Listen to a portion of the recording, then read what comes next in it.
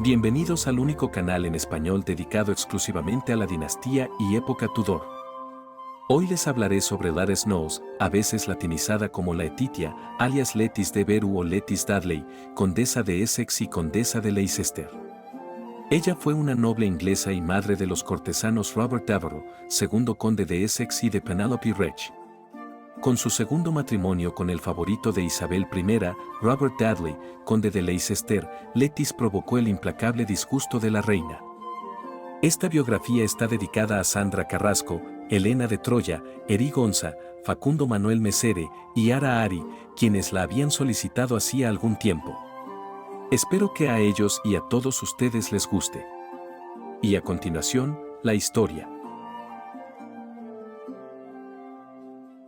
Durante la Navidad de 1569, uno de los guardianes del castillo de Bolton, recientemente abandonado por una reina de Escocia que huía, era Sir Francis Knowles, un pariente de Isabel I. Encargado de presionar a la reina en el exilio para que abdicara de su derecho a los territorios escoceses, Francis tenía otras cosas en mente. Sintiéndose él mismo como un prisionero, le escribió furiosamente a Isabel para que le permitiera viajar a casa para estar con su esposa enferma. Al no recibir respuesta, se arriesgó a la infame ira de la reina y regresó corriendo a Londres. Fue muy tarde. Su esposa había muerto hacía mucho tiempo y agonizaba en las propias habitaciones de la reina. Mientras lidiaba con su dolor, se encontró con una corte plagada de rumores sobre las pasiones del favorito real, Robert Dudley, quien fue propuesto como esposo a la reina escocesa. En el centro de todo esto estaba la hija adulta de Francis, Lettice, la viva imagen de la propia Isabel. Lettice fue acusada de coquetear con el intocable favorito de la soberana y luego se casaría audazmente con Dudley. Isabel, su pariente y una vez amiga, nunca la perdonó. Sin embargo, cuando el hijo de María Estuardo, Jacobo VI de Escocia, ascendió al trono como Jacobo I en 1603, todavía Lettice estaba viva, siendo ya una superviviente consumada de 4 monarcas Tudor.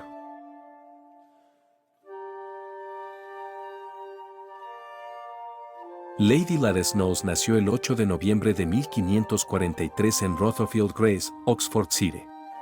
Su padre, Sir Francis Knowles, era miembro del Parlamento y actuó como maestro de caballos del príncipe Eduardo. Su madre, Catherine Carey, era hija de María Bolena, hermana de Ana Bolena. Así, Catherine Carey era prima hermana de Isabel I y Lady Lady Snows era su prima segunda. Lettice fue la tercera de los 16 hijos que tuvieron sus padres. Sir Francis Knowles y su esposa eran protestantes. En 1556 se sabe que fueron a Frankfurt, en Alemania, para escapar de la persecución religiosa bajo la reina María I, llevándose consigo a 5 de sus hijos. Se desconoce si Lettice estaba entre ellos, y es posible que haya pasado los siguientes años en la casa de la princesa Isabel, con quien la familia tenía una estrecha relación desde mediados de la década de 1540. Sus padres y el resto de la familia regresaron a Inglaterra en enero de 1559, 2 meses después de la sucesión de Isabel al trono. Sir Francis Knowles fue nombrado vicechambelán de la Casa Real, mientras que Lady Knowles se convirtió en dama de la alcoba y su hija adolescente Lettice en doncella de la cámara privada.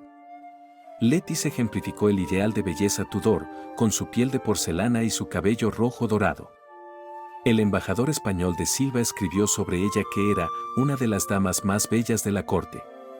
Ella también era muy consciente de la moda y pronto despertó mucho interés entre los cortesanos.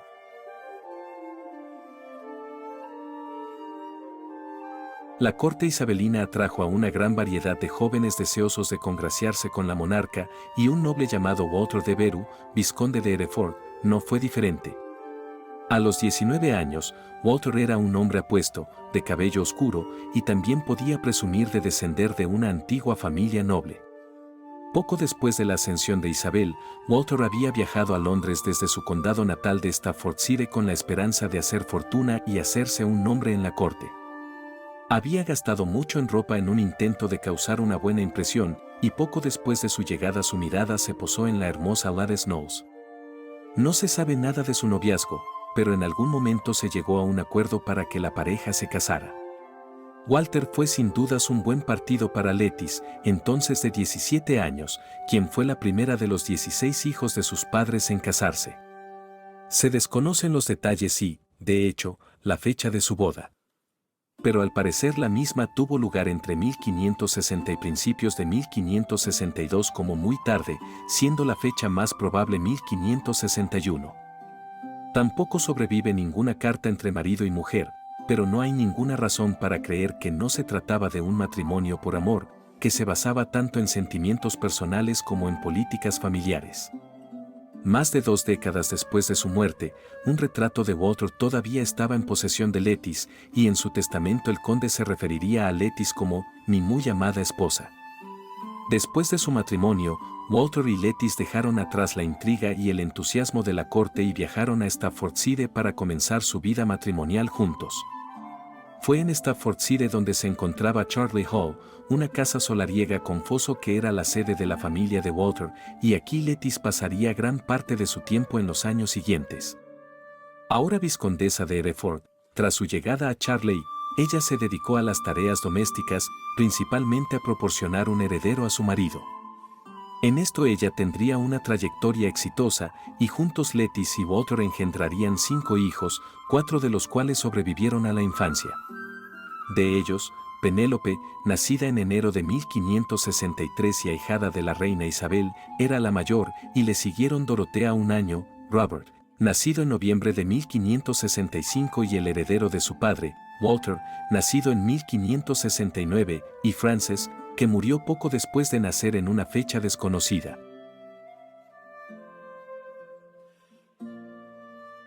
A pesar de su éxito en formar una familia, el matrimonio de Walter y Lettice no fue de ninguna manera estable.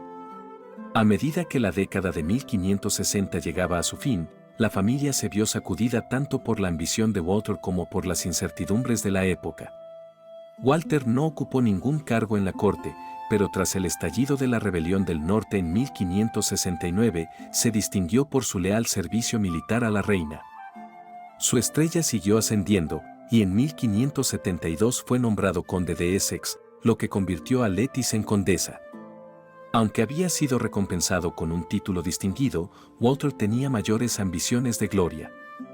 Con esto en mente, en 1573 presentó una valiente propuesta a la reina.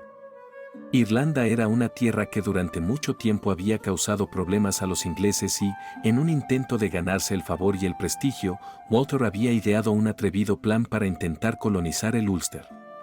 Habiendo recibido el apoyo de la reina para su empresa, en el verano de 1573 Walter dejó atrás a su esposa e hijos y zarpó hacia Irlanda.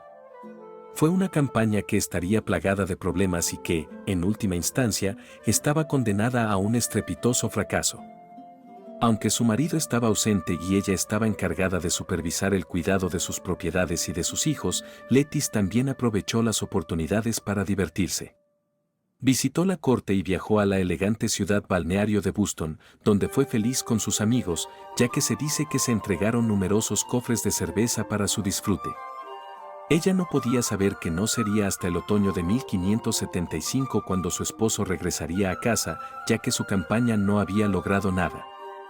Además, mientras él no estaba, comenzaron a circular rumores de naturaleza desagradable sobre Lettice, los cuales involucraban a otro hombre.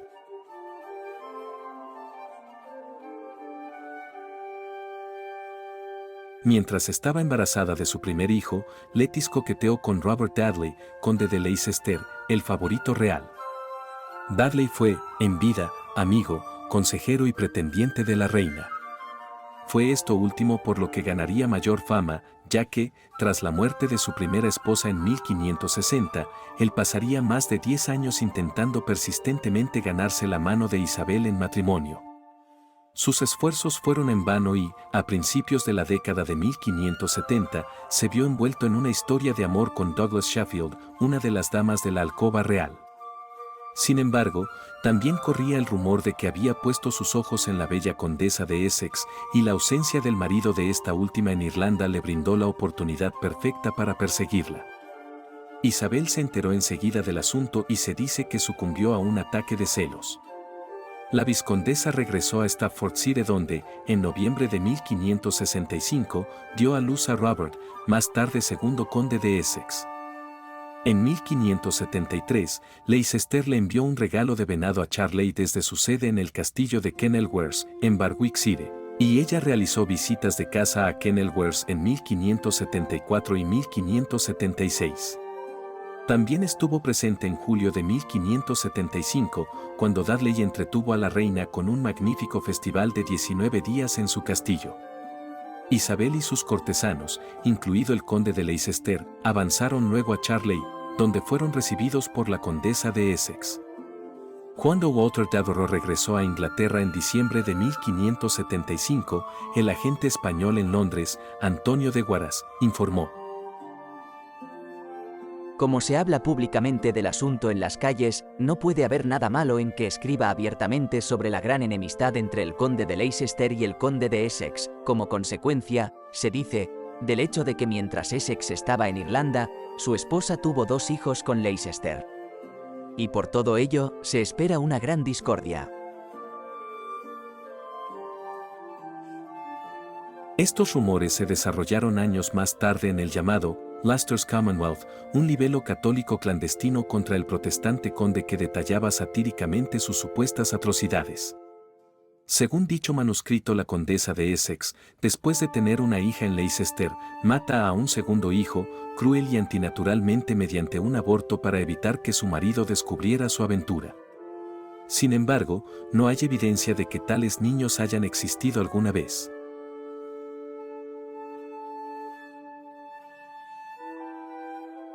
El conde de Essex regresó a Irlanda en julio de 1576. En Dublín, murió de disentería el 22 de septiembre de ese año durante una epidemia, lamentándose de la fragilidad de las mujeres en sus últimas palabras. Inmediatamente surgieron y continuaron rumores de veneno, administrado por Leicester, a pesar de una investigación oficial que concluyó que Essex había muerto por causas naturales. Su cuerpo fue trasladado a Carmarthen, donde su viuda asistió al funeral. La propiedad conjunta de la condesa, las tierras que le habían dejado según el testamento de su marido, era demasiado pequeña para vivir y no comprendía Charley, por lo que ella y sus hijos tuvieron que buscar alojamiento en otro lugar. Ella vivía en parte en la casa de su padre en Rotherfield Grace, pero también con amigos. La Commonwealth de Leicester afirmó que Leicester la hizo moverse de un lado a otro del país, de casa en casa por caminos privados. Ella abogó por un aumento de su pensión con las autoridades y, para llegar a un compromiso con los albaceas del difunto conde, amenazó con algún consejo perverso con reclamar sus derechos de dote. Dichos derechos habrían ascendido a 1/3 del patrimonio de Devereux. Después de 7 meses de disputas, se llegó a un acuerdo más satisfactorio, y la condesa declaró estar contenta de respetar a sus hijos más que a ella misma. Ella también intentó, aunque sin éxito, lograr que la reina perdonara las deudas de Essex con la corona, que pesaban mucho sobre la herencia de su hijo, el joven segundo conde de Essex. La muerte de su marido dejó a Lettice viuda cuando apenas cumplía 33 años. Gracias a la campaña irlandesa de Walter, ella estaba atormentada por las deudas y escribió repetidamente a Lord Burleigh pidiéndole ayuda. Tenía 4 hijos pequeños que considerar, y sus hijas y su hijo menor, Walter, pasaron a estar bajo la tutela del conde de Huntingdon, que viajaba al norte para reunirse con su familia en York. Su hijo mayor, Robert, que ahora heredó el condado de Essex, disfrutó de una breve estancia en la casa de Burghley antes de comenzar sus estudios en Cambridge. Mientras tanto, Lettice todavía era joven y atractiva, y aunque las viudas no estaban obligadas a volver a casarse, dado el estado de sus finanzas, el matrimonio parecía una decisión sensata. Pero había más que eso. No se sabe con precisión cuándo ni dónde se encontraban los orígenes de la relación de Lettice con el conde de Leicester. Lo cierto es que, al poco tiempo de la muerte de su marido, los dos habían iniciado una relación sentimental que rápidamente se volvió seria. Ambos acordaron casarse, sabiendo muy bien que tal matrimonio nunca recibiría el consentimiento de la reina. Sin embargo, es un testimonio de la fuerza de sus sentimientos mutuos el hecho de que perder el favor de su soberana era un riesgo que ambos estaban dispuestos a correr. Y el 21 de septiembre de 1578, casi 2 años después de la muerte de Walter Devereux, su viuda y el conde de Leicester se casaron en secreto en la casa de campo de este último en Wanstead, alrededor de las 7 de la mañana. Solo otras 6 personas estuvieron presentes en la boda. Entre ellos se encontraban el padre y el hermano de la novia, Frances y Richard Knowles, el hermano del novio, Ambrosio, conde de Warwick, y sus 2 amigos, el conde de Pembroke y Lord North. El capellán oficiante, Humphrey Tyndall, comentó más tarde que la novia llevaba un vestido holgado o un traje de mañana informal, lo que ha provocado especulaciones modernas de que Lettice estaba embarazada y que la ceremonia se llevó a cabo bajo presión de su padre. Sin embargo, el matrimonio estuvo planeado entre Leicester y sus invitados a la boda durante casi un año. Si bien Lettice Devereux pudo haber estado embarazada, no hay más indicios al respecto. La fecha del matrimonio coincidió con el final del habitual luto de 2 años para una viuda. Las teorías del supuesto embarazo han sido socavadas por la historiadora Ruth Warneck y no hay evidencia de que Lettice estuviera embarazada el día de su boda. Como ya se ha dicho, ella había disfrutado de buenas relaciones con Leicester durante varios años antes de casarse. En 1573, el conde le había enviado siervos desde el castillo de Kenilworth en Warwickshire y Lettice casó allí con su hermana Anne al año siguiente.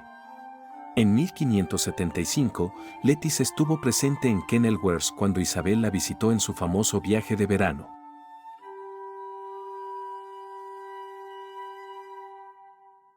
Por su parte Leicester, viudo desde 1560, había tenido durante muchos años la esperanza de casarse con la propia Isabel, por cuyo bien hasta entonces había renunciado al matrimonio, como le confesó a Lord North.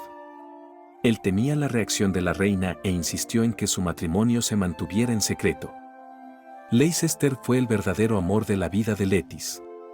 Pero su felicidad conyugal pronto se vio truncada, ya que poco después la reina, de regreso a Londres tras el final de su viaje de verano, llegó a Wanstead con su séquito.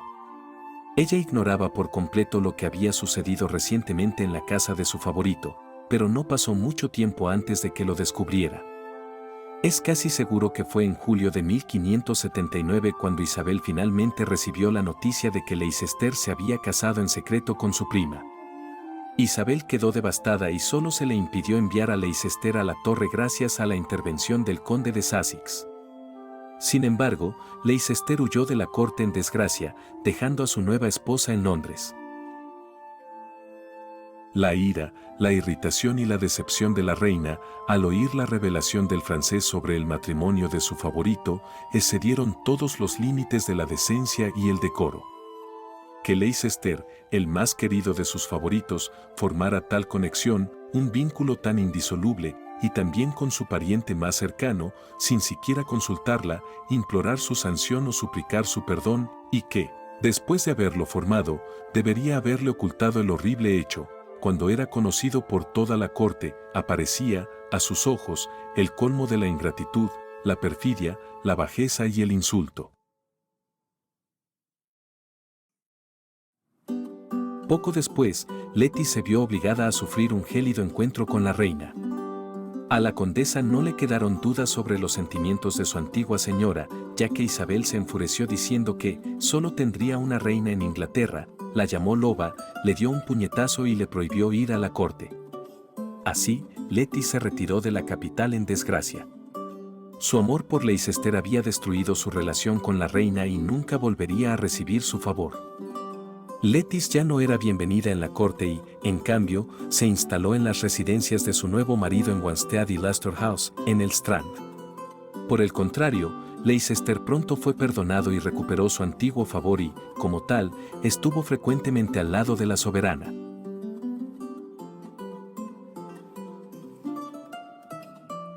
Leicester quedó encantado cuando, el 6 de junio de 1581, Lettice dio a luz a un hijo en Leicester House.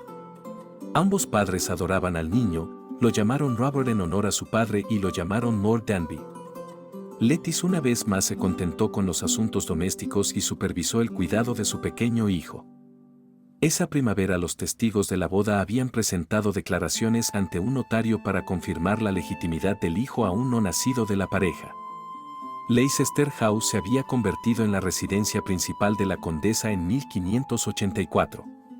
Su residencia permanente allí pudo haber alimentado el descontento de la reina. Informes difamatorios afirmaban que Letty se vistió como reina y supuestamente Isabel expulsó a su prima de la corte por atreverse a superarla. También se informó que Leicester estaba intentando casar a la hija de Letty, Dorotea, con Jacobo VI de Escocia, provocando la ira de Isabel. Al parecer, la reina se negó a aceptar la idea de que el rey escocés se casaría con la hija de su prima Letty. La Leicester's Commonwealth, un relato muy dañino y fuertemente ficticio de la carrera del conde, también afirmó que este último planeaba casar a su hijo con Arabella Estuardo, la sobrina de María, reina de Escocia. Aunque tampoco está claro si estas historias tienen alguna base real.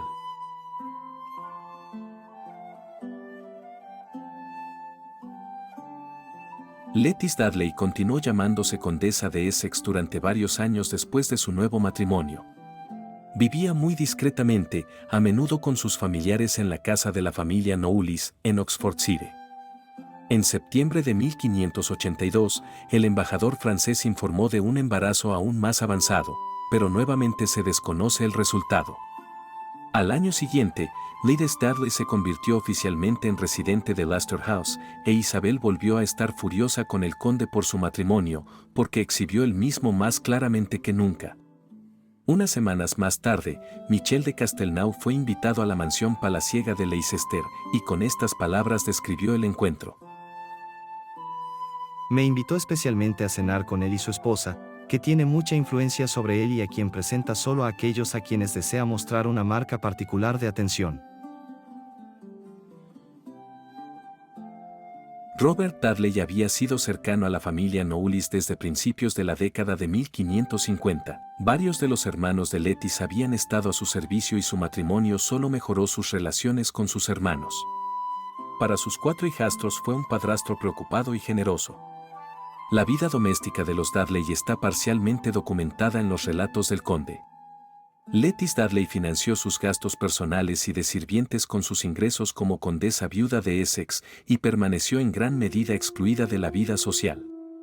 Para tristeza de sus padres, el pequeño Lord Danby, de 3 años, murió repentinamente el 19 de julio de 1584 en Wanstead. Su muerte destrozó las esperanzas de una dinastía para la casa de Dudley. La correspondencia existente indica que la pareja estaba profundamente afligida por la pérdida de su heredero. Sin embargo, la muerte de Robert no fue simplemente una tragedia personal, ya que, a la edad de 44 años, era poco probable que Letty tuviera más hijos. Leicester se mantuvo alejado de sus deberes judiciales durante algunas semanas, según él. Para consolar a mi afligida esposa por la pérdida de mi pequeño hijo, a quien Dios nos ha arrebatado últimamente. El conde también agradeció a Lord Burleigh por haber pedido a la reina clemencia para su mujer, aunque en esto último el ministro real no había tenido éxito. En 1585, Leicester encabezó una expedición inglesa para ayudar a las Provincias Unidas rebeldes contra España. Pero provocó la ira de Isabel cuando aceptó el título de gobernador general en enero del año siguiente. Aunque lo que había encendido especialmente la furia de la reina fue la historia de que la condesa de Leicester planeaba seguir a su marido a los Países Bajos, según se dijo, con tal séquito de damas y caballeros y coches, literas y sillas de montar tan ricos que su majestad no tenía, y que debería haber una corte de damas tal, que superaría con creces la corte de su majestad aquí. Thomas Dudley, que informó al conde sobre estos hechos, subrayó que esta información era muy falsa. Al mismo tiempo, el conde estaba dando a su esposa autoridad para manejar ciertos asuntos de tierras durante su ausencia, lo que implicaba que no tenían planes de reunirse en Holanda. William Davison, a quien Leicester había enviado para explicar sus acciones a la reina, describió una visita a la condesa durante la crisis. La encontré muy preocupada por las tempestuosas noticias que recibió de la corte, pero algo reconfortada cuando entendió cómo había procedido con su majestad. El conde regresó a Inglaterra en diciembre de 1586, pero fue enviado nuevamente a los Países Bajos en junio siguiente, para dolor de su esposa, como comentó el joven conde de Essex en una carta. Leicester finalmente renunció a su cargo en diciembre de 1587. Y cuando regresó permanentemente de los Países Bajos en dicho año, estaba agotado y enfermo. Al año siguiente, su salud aún no había mejorado y, con la esperanza de encontrar la cura perfecta, dejó Londres y viajó hacia Boston, llevándose a Lettice con él. Nunca lo lograron, y Lettice estaba al lado de su marido cuando este último murió, posiblemente de malaria, el 4 de septiembre de 1588, en Cornbury Park, Oxfordshire. Al funeral del conde en Warwick, en octubre siguiente, asistieron su viuda y numerosos miembros de su círculo familiar. Se nos dice que Lettice estaba devastada y lo lloraba profundamente, pero había poco tiempo para pensar.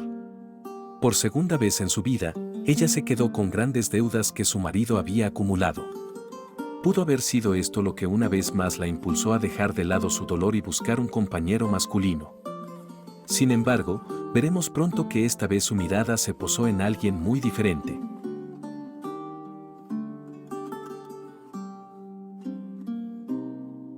Lettice Dudley quedó siendo una viuda adinerada. El testamento de Leicester la nombró albacea y sus ingresos de las uniones de sus maridos ascendieron a 3.000 libras esterlinas al año, a las que se sumaron platos y bienes muebles por valor de 6.000 libras esterlinas.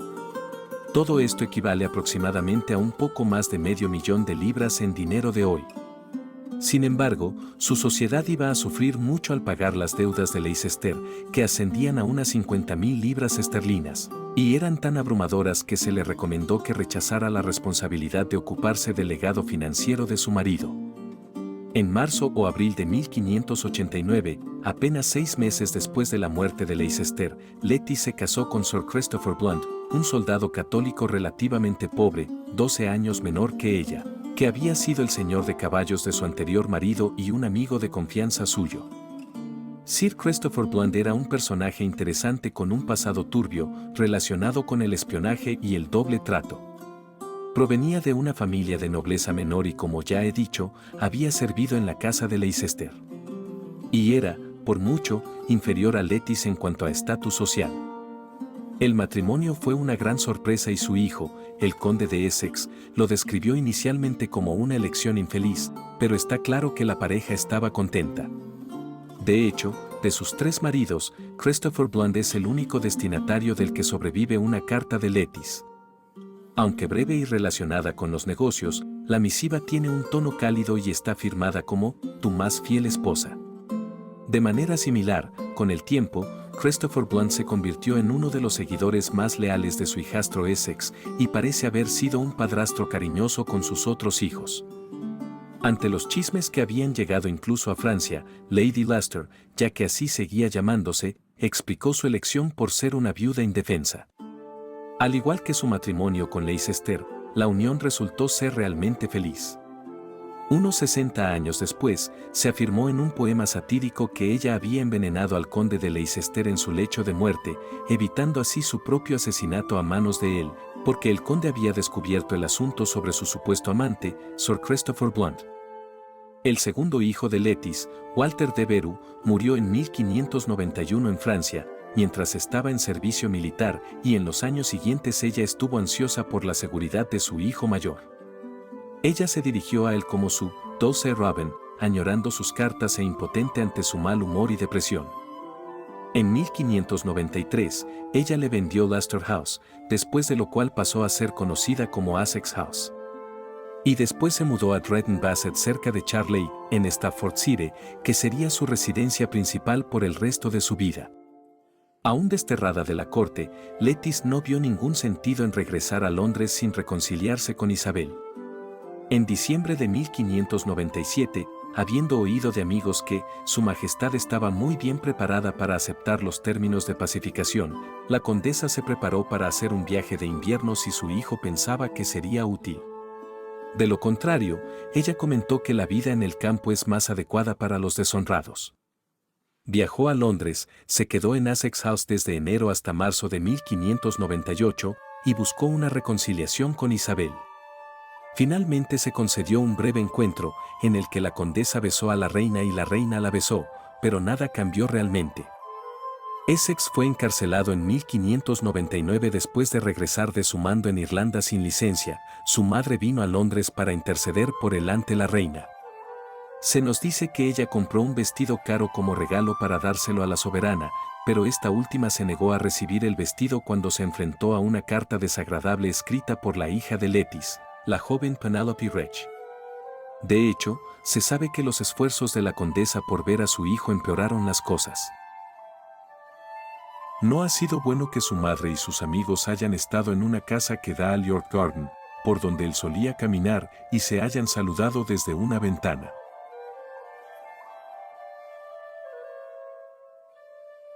Tanto su incompetencia militar como su abandono de facto de su puesto fueron perdonados en esa ocasión, pero en lugar de contar sus bendiciones y callar, Essex se sintió descontento, se burló de sus fracasos y cayó en rebelión. Su padrastro Blount le era tan leal que tontamente se convirtió en uno de los conspiradores clave en la rebelión de Essex en febrero de 1601. El golpe, cuyo objetivo era derrocar al gobierno de la reina, fue un fracaso estrepitoso, y tanto Essex como Blount fueron encarcelados. Fue en este punto que Lettice parece haber abandonado a su marido, ya que no hizo ningún movimiento para interceder en su nombre. Aunque Blount pidió clemencia, fue condenado por traición. Se sabe que durante la revuelta, el juicio y la ejecución de su hijo en febrero de 1601, Lettice permaneció en Drayton Bassett. El acontecimiento fue para ella un completo desastre personal, porque no solo perdió a su hijo, sino también a su querido tercer marido, que era, según escribió ella misma, su mejor amigo. Por su parte, Sir Christopher Blunt fue ejecutado el 18 de marzo de 1601, 3 semanas después de la ejecución de su hijastro, de quien había sido amigo y confidente durante muchos años. Sir Christopher había acogido a Mary Creswell y, después de su muerte, Lettice se hizo cargo de ella. Lettice se alarmó cuando descubrió que Mary Creswell estaba decidida a convertirse en monja. Con la ayuda de su capellán, estuvo a punto de lavarle el cerebro a la niña hasta que finalmente aceptó la fe protestante. Por cierto, la historia de vida de Mary Creswell con el tiempo sería bien conocida. Tras la ejecución de Blount, Lettice decidió no volver a casarse. Ahora tenía 57 años y pasaría el resto de su vida dedicando su tiempo a sus amigos y familiares. Siempre había estado cerca de sus hijas y disfrutaba mucho de la compañía de sus numerosos nietos.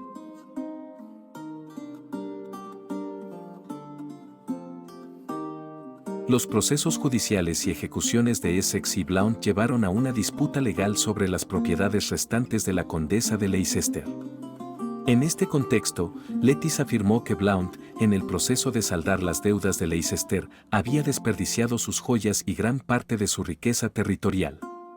La muerte de Isabel I en 1603 y el ascenso de Jacobo VI de Escocia al trono inglés supuso alguna forma de rehabilitación para la condesa.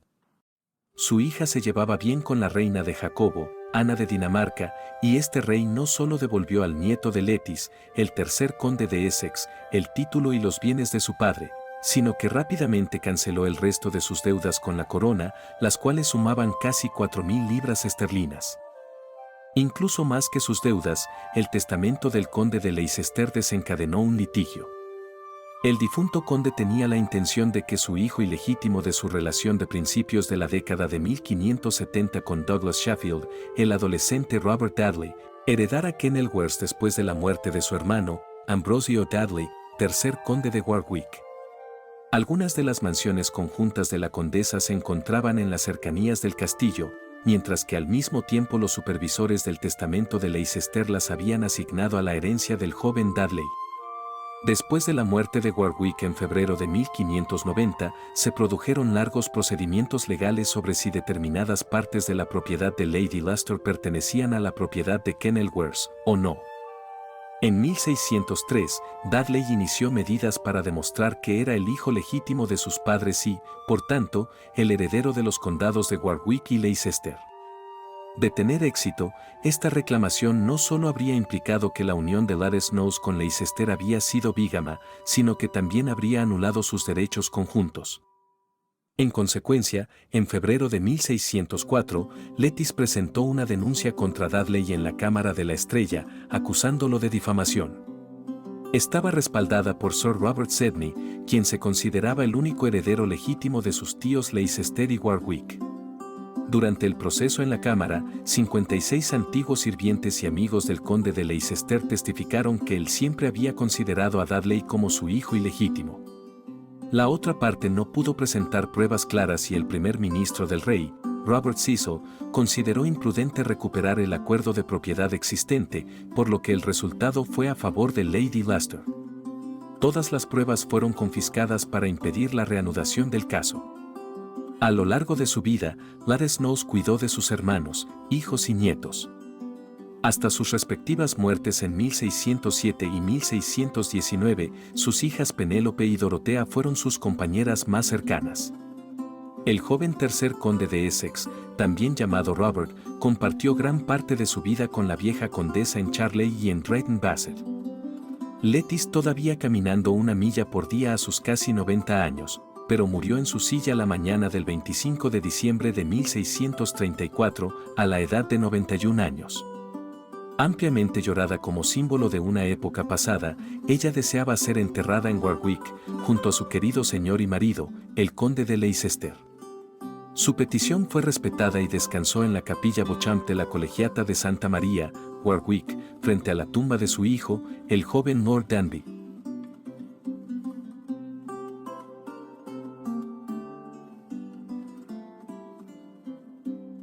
En su época, Gladys Knowles había sido una de las mujeres más bellas de la corte, y eran su belleza, su encanto y su carácter los que la habían convertido en una perspectiva tan atractiva para los hombres. Aunque se había casado 3 veces y demostró ser una esposa leal para todos sus maridos, fue el conde de Leicester con quien eligió ser enterrada en la iglesia de Santa María, en Warwick. Él fue el verdadero amor de su vida, y es el con quien ella yace sepultada hasta el día de hoy. Nieta de la amante de Enrique VIII, María Bolena, debido al rumor sobre su madre siendo hija de dicho rey, es probable también que algunos afirmen que Gladys Knowles también hubiera sido nieta del monarca Barba Azul. Ella ha sido retratada con frecuencia como la madre autoritaria y ambiciosa que llevó a su hijo mayor, Robert Devereux, el segundo conde de Essex, a la muerte por traidor. Esta es la historia de una mujer fenomenal, que vivió hasta los 91 años durante una de las épocas más tumultuosas y peligrosas de la corte inglesa, sobreviviendo a 5 monarcas, desde Enrique VIII hasta Jacobo I, varios hijos escandalosos y 3 maridos infames. Con un linaje Bolena, que reflejaba el de la reina virgen, Letis era más que una rival de Isabel, era su doble y pariente, y una figura impresionante por derecho propio. Debemos entonces considerar el legado duradero de Gladys Knowles. Curiosamente, esto puede formar la conexión entre la línea de la aristocracia inglesa del siglo XVI y la actual familia Spencer, ya que la llamada princesa del pueblo, la difunta Diana de Gales, era descendiente directa de la popular y controvertida Gladys Knowles.